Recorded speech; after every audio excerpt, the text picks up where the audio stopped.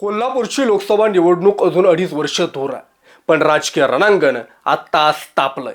आणि यावेळी प्रश्न फक्त उमेदवाराचा नाही, प्रश्न आहे कोल्हापूर लोकसभा मतदारसंघावर महायुतीचा झेंडा कोण घेणार?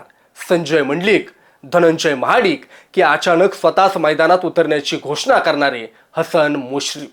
कोल्हापूरचं राजकारण म्हणजे शिवराय शाहू फुले आंबेडकरांच्या पुरोगामी विचारांची भूमी, पण ती तितकीच गटातटाच्या, ईर्षेच्या आणि राजकीय डावपेचांच्या कुस्तीची तालीम. आणि ही तालीम पुन्हा एकदा पेटली आहे ती कोल्हापूरचे मातब्बर नेते आणि राज्याचे वैद्यकीय शिक्षण मंत्री हसन मुश्रीफ यांनी टाकलेल्या एका भयंकर राजकीय गुगलीमुळे. एका पत्रकार परिषदेत बोलताना मुश्रीफ यांनी अचानक घोषणा केली, मी स्वतः लोकसभा निवडणूक लढवण्यासाठी सज्ज आहे आणि केंद्रात रेल्वे मंत्री होण्याचं माझं स्वप्न आहे. मुश्रीफांच्या एका विधानानं कोल्हापूरच्या महायुतीत आणि विशेषतः माजी खासदार संजय मंडलिक आणि राज्यसभेचे खासदार धनंजय महाडिक यांच्या गोटात प्रचंड खळबळ उडवून दिली. पण प्रश्न आहे, मुश्रीफांनी अचानक दावेदारी का केली? ही केवळ सहकाऱ्यांची फिरकी घेणारी चाचपणी होती की यामागे एखादं मोठं गुप्त राजकीय समीकरण दडलंय? या विश्लेषणाचे संपूर्ण पैलू जाणून घेण्यासाठी आपण सविस्तर या व्हिडिओच्या माध्यमातून चर्चा करणार आहोत. मुळात या सगळ्याच्या अनुषंगाने आपण जर पाहिलं, कोल्हापूर लोकसभा मतदारसंघाचा विचार केला तर यातून एकूण 6 विधानसभा मतदारसंघ येतात. सध्या या 6 विधानसभा मतदारसंघात महायुतीचं वर्चस्व आहे, ज्यात भाजपचे 2, शिवसेनेचे 3 आणि स्वतः राष्ट्रवादी काँग्रेसचे मंत्री हसन मुश्रीफ यांचा समावेश आहे. परंतु ही जागा महायुतीच्या जागा वाटपात पारंपरिकरित्या शिवसेनेच्या वाटणीत गेली. त्यामुळे शिंदे गटाचे माजी खासदार संजय मंडलिक यांचा या जागेवर दावा कायम. दुसरीकडे भाजपचे राज्यसभा खासदार धनंजय महाडिक हे सुद्धा या जागेसाठी प्रबळ दावेदार मानले जातात.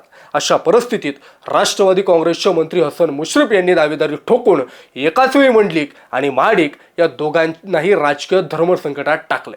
आता दुसऱ्या बाजूला जर आपण पाहिलं तर हसन मुश्रीफ यांच्या विधानाचा बारकाईने अभ्यास केला असता काही मोठे राजकीय प्रश्न समोर येतात. कोल्हापुरात 6 पैकी केवळ एकच विधानसभा मतदारसंघ राष्ट्रवादी काँग्रेसकडे आहेत, जिथं स्वतः मुश्रीफ स्वतः आमदार आहेत. जर महायुतीत ही जागा शिवसेना किंवा भाजपकडे जाणार असेल तर मुश्रीफ कोणत्या पक्षाच्या चिन्हावर निवडणूक लढवणार? गोकुळ दूध संघाच्या अनुषंगाने जरी पाहिलं तर गोकुळ दूध संघाच्या राजकारणात हसन मुश्रीफ आणि धनंजय महाडिक यांच्यातील अंतर्गत संघर्ष अत्यंत टोकाला गेलाय. त्यातच स्थानिक पालिका आणि जिल्हा परिषद निवडणुकांमध्ये मुश्रीफ गट विरुद्ध मंडलिक गट असा थेट सामना कोल्हापूरकरांनी पाहिलेला आहे. त्यामुळे महायुतीत राहूनही या नेत्यांमधील अंतर्गत राजकीय वैमनस्य लपलेलं नाही.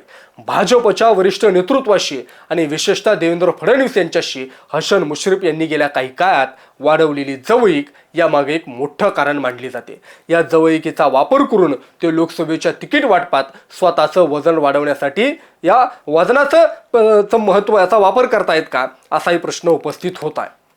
आणि एक सगळ्यात महत्त्वाचा प्रश्न, राजकीय विश्लेषकांच्या मते हसन मुश्रीफ यांनी हे वक्तव्य करून एक प्रकारे पाण्यात खडा टाकून राजकीय खोली मोजण्याचा प्रयत्न केला. एकतर महायुतीतील मित्रपक्ष असलेला भाजप, महाडिक गट आणि शिवसेना मंडलिक गट यांच्यावर दबाव निर्माण करणं आणि दुसरीकडे आपल्या कार्यकर्त्यांना येणाऱ्या निवडणुकांसाठी पूर्णपणे सक्रिय ठेवणं हा यामागील मुख्य हेतू असू शकतो. जर हसन मुश्रीफ यांनी आपली ही दावेदारी मागे घेतली नाही तर महायुतीमध्ये जागा वाटपावरून मोठं वादळ निर्माण होऊ शकतो.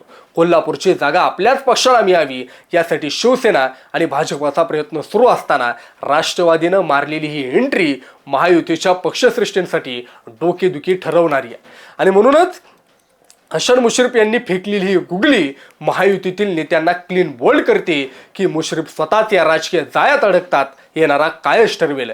परंतु या एका विधानानं कोल्हापूरच्या शांत राजकीय पाण्यामध्ये मोठं वादळ निर्माण केलंय, एवढं मात्र नक्की.